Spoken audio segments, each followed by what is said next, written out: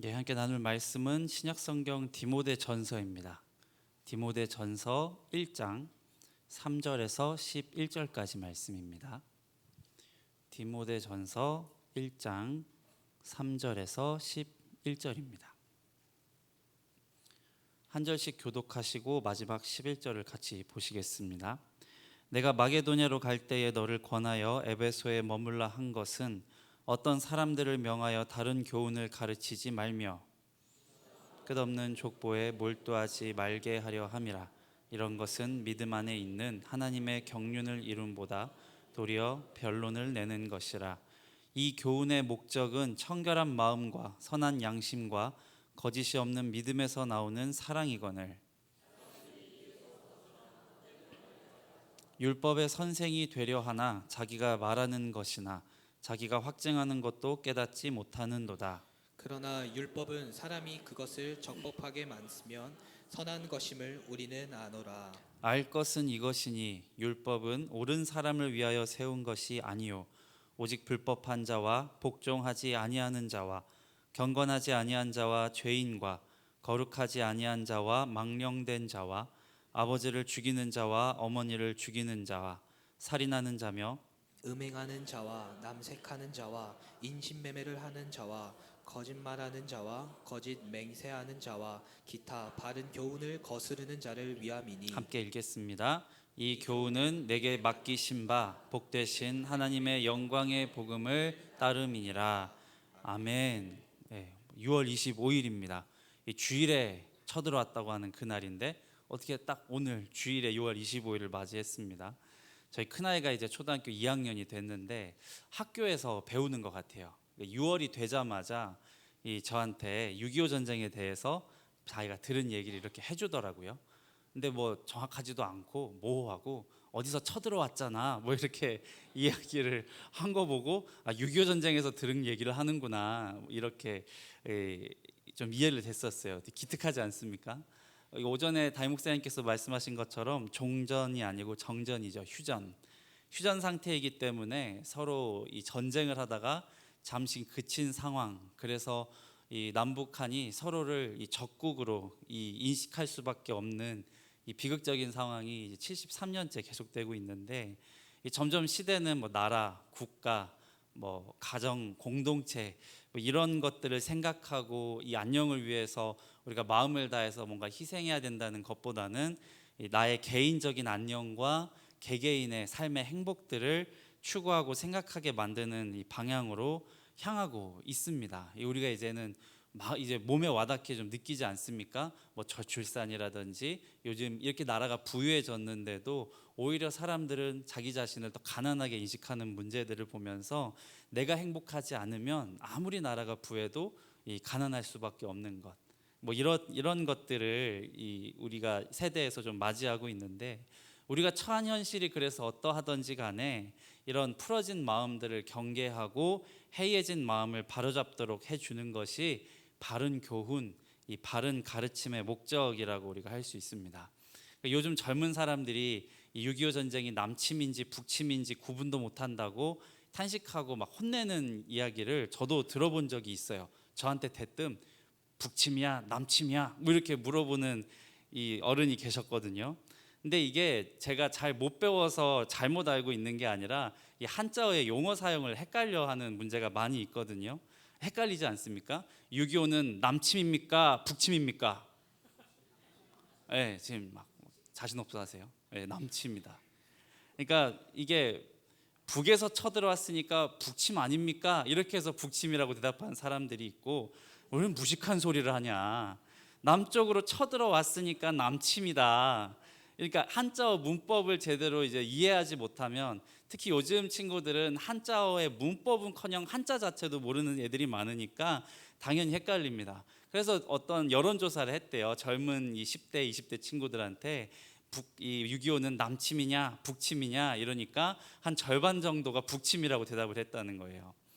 그런데 이거 문제를 이 질문을 바꿔서 이 북한이 쳐들어온 것이냐 남한이 북으로 들어간 것이냐라고 물었을 때는 90%가 넘게 북에서 쳐들어온 거다 이렇게 대답을 한 거예요. 앞에선 틀리게 답은 했지만 이 실제로 이 남북한 6.25 전쟁이 어떻게 시작되었는지는 알고 있는 거죠. 근데 헷갈리게 물어보는 겁니다. 북침이냐 남침이냐 끝까지. 예, 북침 전쟁이라 그러면 이제 도끼 눈을 뜨고 요즘 애들이 전쟁을 모르고 고생을 안 해서 아무것도 모른다라고 하는 비난을 왕왕 듣곤 합니다. 이 한자어에 익숙하지 않은 세대들이기 때문에 이 언어도 아이들이 이 다음 세대들이 알아들을 수 있는 언어로 가르쳐주고 또 물어봐주고 그렇게 같이 공감하고 소통하는 이 사랑의 마음이 이 교훈의 기본인데 무작정 내 방식대로 뭔가 가르치고 주입시켜야 하는 것을 교훈으로 여기고 생각하게 되면 이게 사람도 못 건지고 사랑도 못 전하고 이 세대 간의 갈등이 더 깊어지게 되는 것 같아요. 예수님께서 제자들을 사랑하실 때 그렇게 사랑하셨습니다. 끝까지 사랑하셨다고 요한복음에 말씀을 하고 있죠. 그리고 예수님은 친구이시면서 주님이시면서 이 제자들의 선생님이셨습니다. 제자들이 예수님과 함께 있을 때 너무나 수준이 모자랐죠.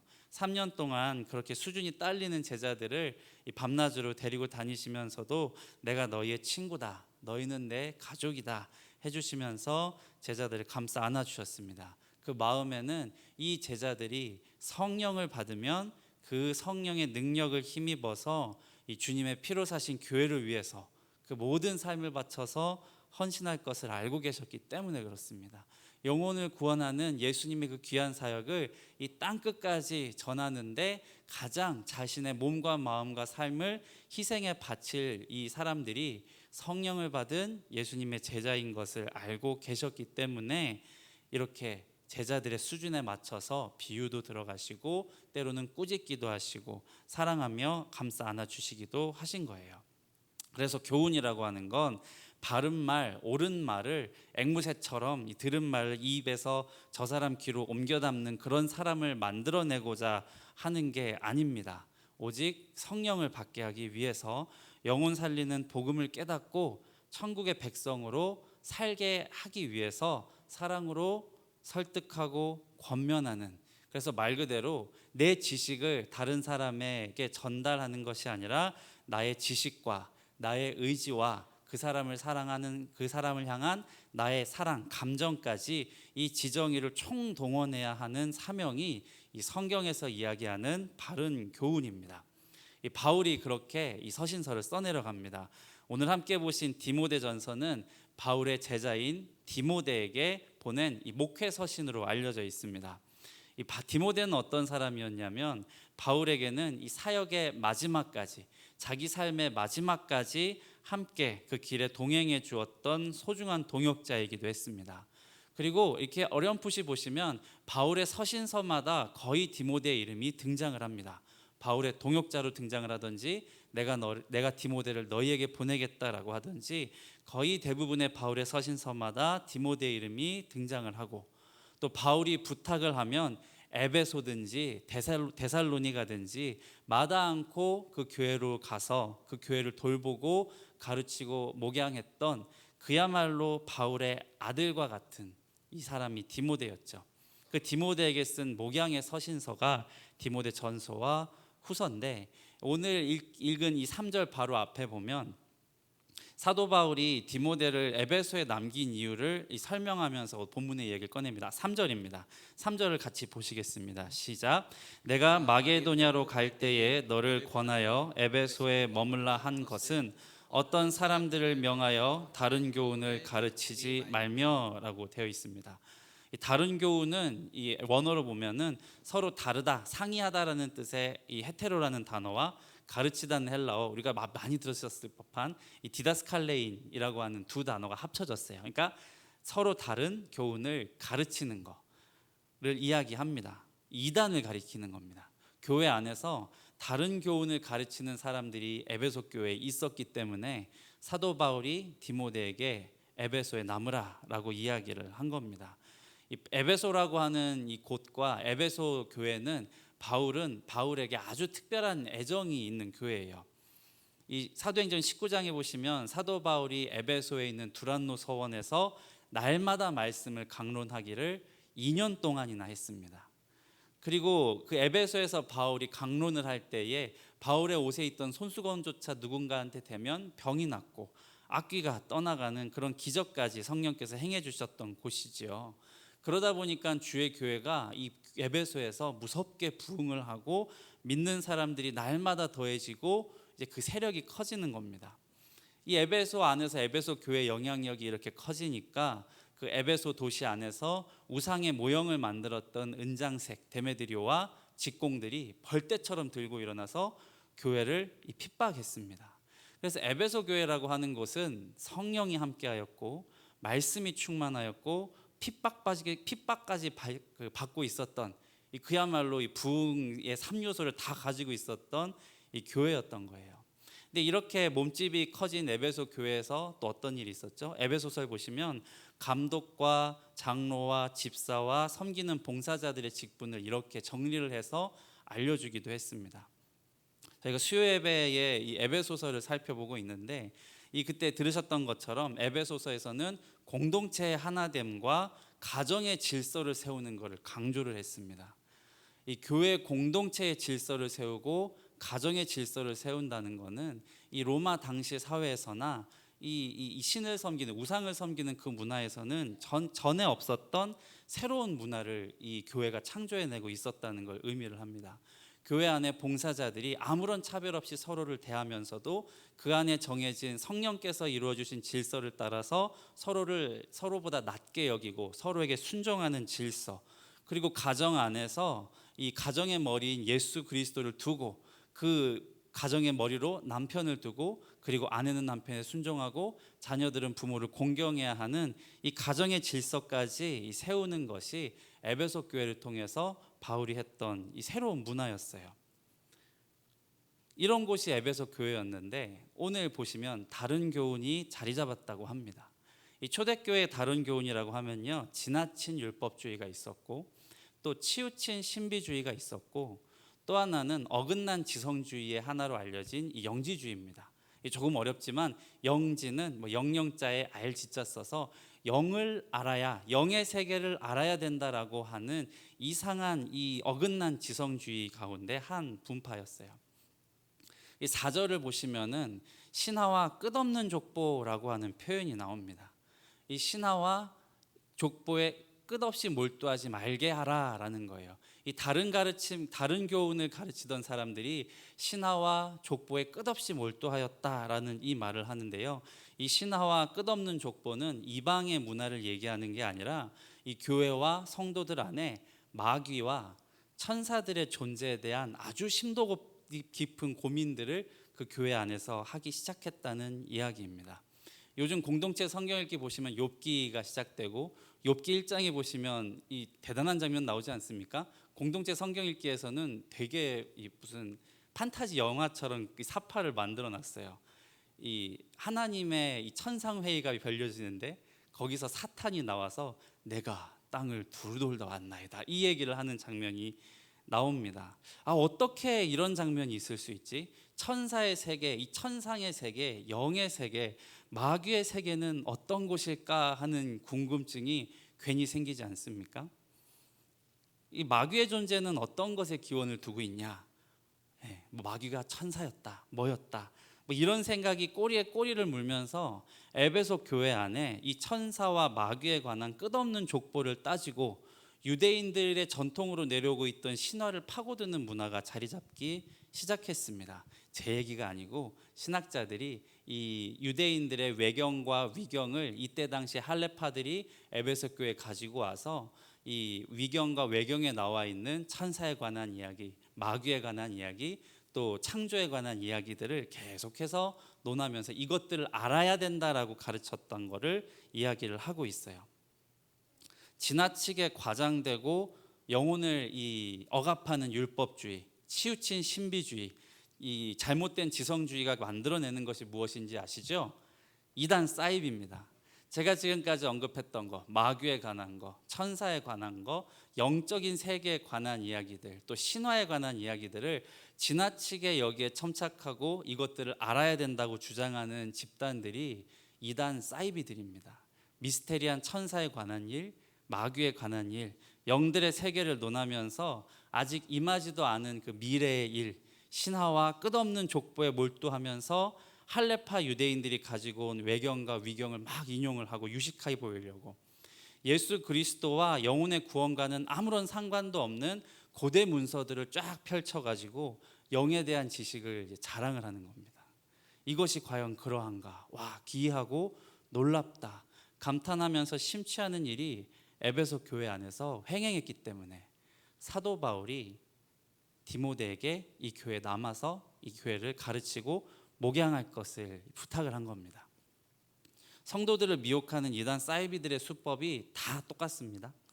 성경을 풀어서 설명해 주십니다. 우리 선생님은 성경을 3,000독을 하셔서 3,000번을 성경을 읽으셔서 이 성경의 신비를 다 깨우쳐 주셨습니다. 성경을 제대로 모르면 양과 염소에 비유해서 염소처럼 불순종의 삶을 살 수밖에 없습니다 라고 말하면서 우리가 가지고 있는 신앙을 뒤흔들고 우리의 구원 믿음, 우리 예수 그리스도를 통해서만 구원받는다는 이 신앙을 불안하게 만듭니다. 뭐 내가 염소일 수 있다고? 그러면서 우리들의 영혼을 자신들이 정해놓은 율법과 자신들의 해석과 자기들이 정립해 놓은 이 지식에 올가매려고 하는 것이 이단의 수법입니다. 이해가 가십니까? 이해가 잘 안 가시죠? 그렇게까지 한다고. 예. 이렇게 이해가 안 가신다는 분들은 아직 이단을 안 만나보신 거예요. 예. 근데 이게 무슨 말인지, 아 그렇지 맞아 그랬어 하시는 분들은 뭐 좋든 싫든 한 번씩은 속았던지 만나서 얘기를 했던지 한번 되었던 분들일 겁니다. 제가 20대 초반에 일본에서 마귀와 귀신과 성령에 능통하다고 하는 이 쉬운 말로 귀신론 이단 교회에서 먹고 자면서 공동생활을 했었어요. 처음에는 너무나 열심히 있고 자기들이 굉장히 다른 것보다 특별하다는 마음을 가지고 사역을 하는 게 대단해 보였습니다. 성령께서 일하시니 수천 명의 이 노숙자들을 먹이는 거 아니냐라고 주장을 하는데, 거기에서 이제 교회에서 먹고 자고 하다 보니까 교회에 있는 모든 공예배에 참여를 하게 되잖아요. 근데 예배 때 하는 이 말씀들, 이 들려지는 설교들이 다 귀신, 마귀, 성령, 귀신, 마귀, 성령 요거밖에 없는 거예요. 뭐 그런 곳에서도 있었고, 제가 18살 때 필리핀에 있었을 때는 이 선교사 협의회에서 뭐 무슨 계시록 강의를 유명한 미국의 강사를 초청해서 갔더니만 계시록 강의를 듣는데 이 결론이 되게 긴 강의였습니다. 4시간 동안 앉아서 계시록 이야기를 들어야 되는데 결론이 말세는 금을 모으고 현금을 가지면 안 되고 신용카드는 빨리 잘라라. 계시록 8장에 이 하늘에서 떨어지는 큰 별 쓴 쑥은 북한이 쏘아올린 생화학 무기다. 그러니까 빨리 미국으로 도망쳐라. 이런 기상천외한 이야기를 하는 강의를 4시간 동안 억지로 앉아서 듣고 있어야 했습니다. 20년 전이거든요 이게. 근데 아직도 제가 그때 받은 충격이 너무나 커서 귀에 낭낭합니다. 우리 건강한 석숫교회에서 신앙생활을 하신 성도님들은, 또 젊은 우리 성도님들은 못 들어보셨을 수도 있겠지만 무슨 저런 말도 안 되는 소리를 하는 사람도 있었어 하시겠지만, 그래도 한 20, 30년 전쯤에 이 기도원을 좀 다녀보신 우리 집사님, 권사님들, 장로님들께서는 한 번쯤은 지나가면서라도 들어보셨을 법한 이야기입니다. 김재훈 목사 참 별나게 살았네 뭐 이렇게 하실 수도 있겠지만, 근데 결국 이게 우리와 우리 교회와 우리 자녀들을 위협하는 이단 사이비들이 하고 있는 다른 교훈입니다. 그리고 그들이 몰두하고 있는 신화와 끝없는 족보의 내용이 이런 거예요. 예수를 위해서라면 교회의 질서와 가정의 질서는 중요하지 않다고 이야기합니다. 심지어는 교회가 깨지고 가정이 깨져도 이건 육적인 것들이 무너지는 것이니까 상관이 없다고 이 주장을 하는 이 요상한 무리로부터 교회를 지키고 바른 교훈을 가르쳐 행하게 함으로 스스로 겸비하게 하기 위해서 디모데가 에베소 교회에 남을 수밖에 없었던 겁니다.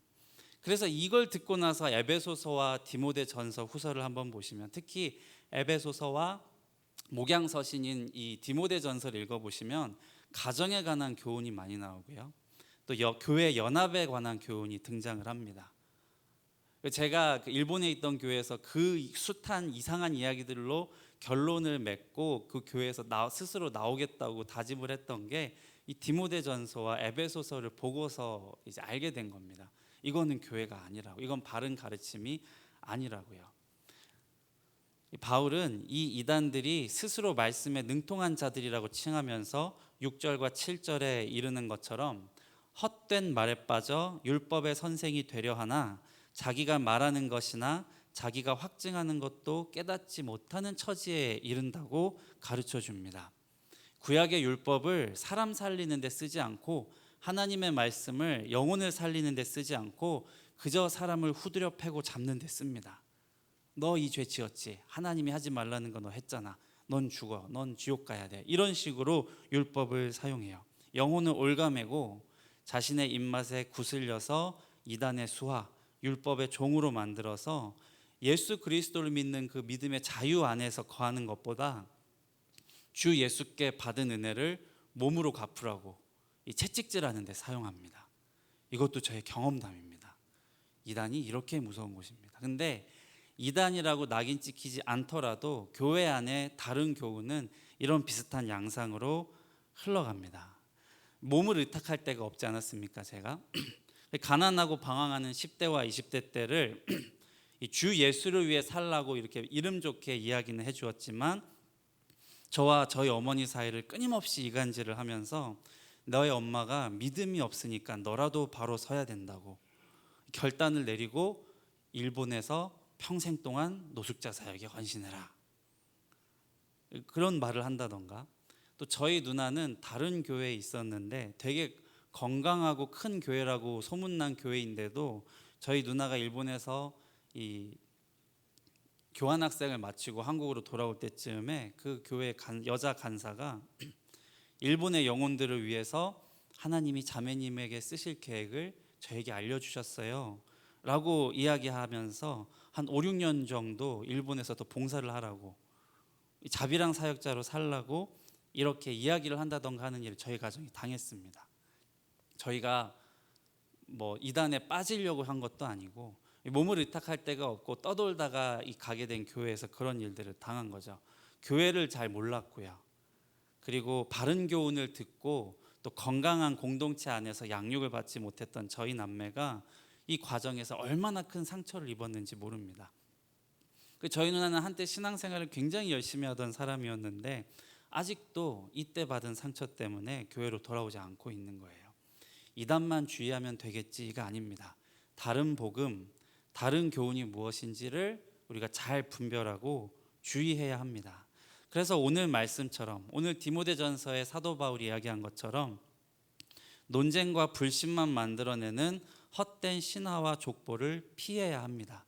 하나님의 경륜을 이루지 못하고 변론만 지어내고 있는 그 교훈들은 멀리해야 합니다.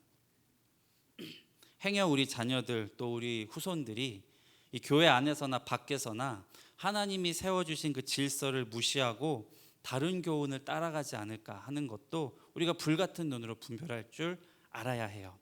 우리에게 오늘 주신 성경과 하나님이 묶어주신 교회 공동체를 통해서 끊임없이 분별하셔야 합니다. 9절은요 어떻게 이야기하냐면 율법은 옳은 사람을 위하여 세운 것이 아니고 오직 불법한 자와 복종하지 아니하는 자와 경건치 않은 자와 죄인과 거룩하지 않은 자, 율법은 옳은 사람을 위해 세운 것이 아니라 이렇게 더러운 자들, 죄를 짓고 있는 자들, 죄인들을 위해서 세워졌다고 합니다. 그래서 이거는 온갖 죄인과 거룩하지 않은 자들로 하여금 자기 자신의 죄인됨을 하나님 앞에서 처절하게 깨닫도록 하기 위해서 주신 것이라고 강조를 하는 것이고요. 그래서 주 예수의 십자가는 옳은 일, 바른 일을 하면서 스스로 의인으로 살아가고자 애쓰는 그런 사람들을 양산하기 위해 주어진 게 아니라는 겁니다. 죄가 죄인 것을 바르게 지적하고 오직 죄인이 살 수 있는 길은 주 예수 그리스도의 십자가를 붙들고 그 죄로부터 도망치고 싸우고 몸부림을 치는 것뿐이라고 이야기를 해야 되는 거라, 이렇게 이야기를 하는 거예요. 이것이 이 교훈이라고 말을 합니다. 그리고 나서 오늘 본문에서 바른 교훈의 목적을 이렇게 정의합니다. 5절을 먼저 한번 5절의 이 상반절을 먼저 보시겠습니다. 앞에 나와 있는 화면을 참고하시겠습니다. 같이 보시겠습니다. 시작. 이 교훈의 목적은 청결한 마음과 선한 양심과 거짓이 없는 믿음에서 나오는 사랑이거늘. 그리고 11절에 또 이야기가 나옵니다. 11절 시작. 이 교훈은 내게 맡기신 바 복되신 하나님의 영광의 복음을 따름이니라. 청결한 마음과 선한 양심과 거짓이 없는 믿음에서 나오는 사랑이라. 너무나 당연한 이야기를 하고 있습니다. 바른 것, 올바른 것, 너무나 평범하다 싶을 정도로 우리가 우직하게 예배의 자리, 공동체의 자리, 또 가정 안에서 세워주신 남편과 아내와 자녀의 자리를 깨끗한 마음으로, 순전한 마음으로 잘 지키는 것, 그리고 그걸 잘 지킬 수 있도록 가르치는 것, 교회에서 세우신 질서와 가정에서 세우신 질서를 잘 알고 내 자리가 무엇인지 항상 말씀 앞에서 나를 바라보면서 나에게 주신 말씀대로 하나님이 이 줄을 재어서 정해주신 나의 구역을 잘 지키고 또 그 말씀에 순종하는 것, 너무나 당연한 겁니다. 청결한 마음과 선한 양심을 가지도록 말씀 앞에 자기 자신을 세워서 내 죄를 깨닫게 하고 거짓이 없는 믿음에서 나오는 사랑으로 내 가족과 내 이웃과 내 사랑하는 자녀들의 구원을 위해서 애통하고 기도하고 가르치고 온 마음을 다해서 사랑으로 이 권면하도록 설득하는 그 일, 이것이 바른 교훈의 목적이라고 이야기를 해주는 겁니다. 이 교훈이라고 하는 거, 교회에서 하는 모든 교훈은 결국 한 영혼을 살리고 그 영혼에게 예수 그리스도를 전하게 하고 그 영혼이 예수 그리스도를 알게 하는 데 있습니다. 예수 그리스도를 알게 하는데 천사는 어떻게 생겼고 마귀는 원래 무엇이었으며 이 끝없는 신화와 족보를 끊임없이 파고들 일이 사실 중요하지 않은 거예요. 6월에 한 달 동안 주일 오후에 이제 들었던 말씀들의 주제가 교육과 훈련이었습니다. 이 나라를 사랑하게 하는 바른 교훈도 그렇고요. 교회 안에서 우리가 마땅히 받아야 할 바른 교훈은 막 거창하고 대단한 비전과 영웅담을 뒤쫓는 데 있지 않습니다. 바른 교훈은 나라를 사랑하는 것, 교회를 사랑하는 것, 공동체를 사랑하는 것, 하나님이 말씀을 통해서 주신 나의 질서, 교회 안에서의 질서와 가정 안에서의 질서를 내가 잘 알고 그 질서에 내가 잘 순종하는 것, 그것을 알게 하고 가르치는 것이 바른 교훈입니다. 11절에 이르는 것처럼 복되신 하나님의 영광의 복음을 따라, 한 영혼이라도 예수 믿지 않는 그 한 사람에게 복음을 전하기 위해서 내게 주신 질서를 따라 그 하루를 잘 살아내는 것이 바른 교훈을 잘 드러낸 건강한 교회의 성도들이 마땅히 하는 사명인 겁니다. 이 바른 교훈을 따라서 우리에게 주신 건강한 교회에 감사하시고 또 우리 자녀들과 우리 후손들이 행여 에베소 교회가 얼마나 튼튼하고 건강한 교회였습니까? 그런데 그 교회 안에도 다른 교훈이 들어옵니다. 쓸데없는 변론을 자아내며 끝없는 신화와 족보에 몰두하게 만드는 것이 아니라 우리에게 주어진 사명, 영혼 구원의 사명 하나를 바라보고 그 일에 전념할 수 있도록 하는 그 바른 교훈이 우리 교회에서 끊임없이 선포되어질 수 있도록 기도하시는 저와 우리 성도님들이 되시기를 간절히 축원드립니다. 우리 찬송가 208장 같이 찬양하시고 같이 기도하시겠습니다.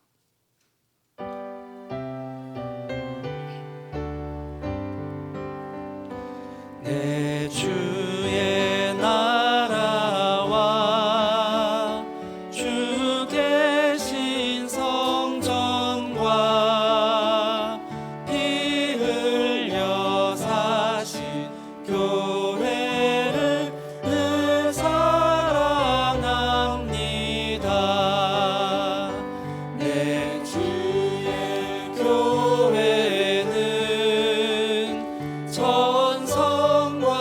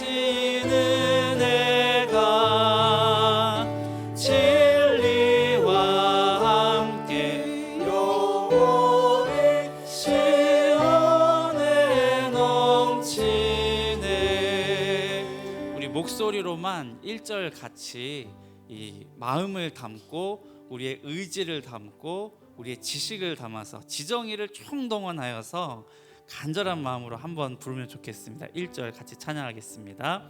내 주의 나라와 주 계신 성전과 피 흘려 사신 교회를 늘 사랑합니다.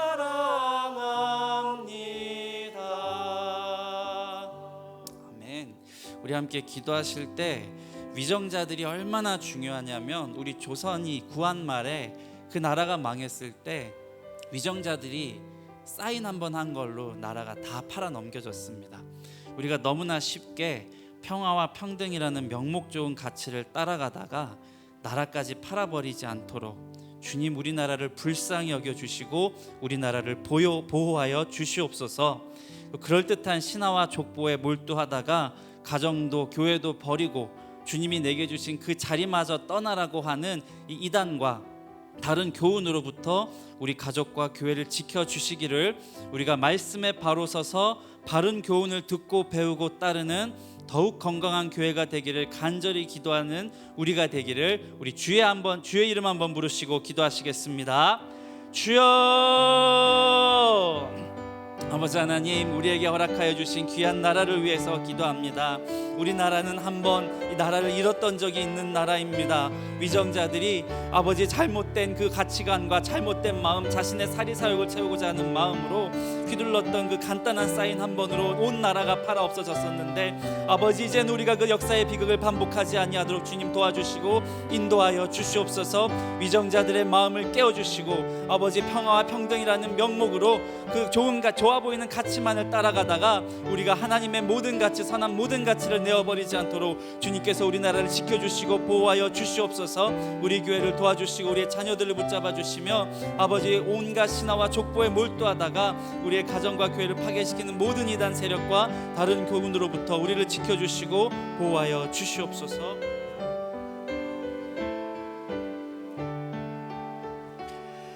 다시 한 번 더 기도하실 때에 이제 키리키즈 단기 선교팀이 내일 들어옵니다.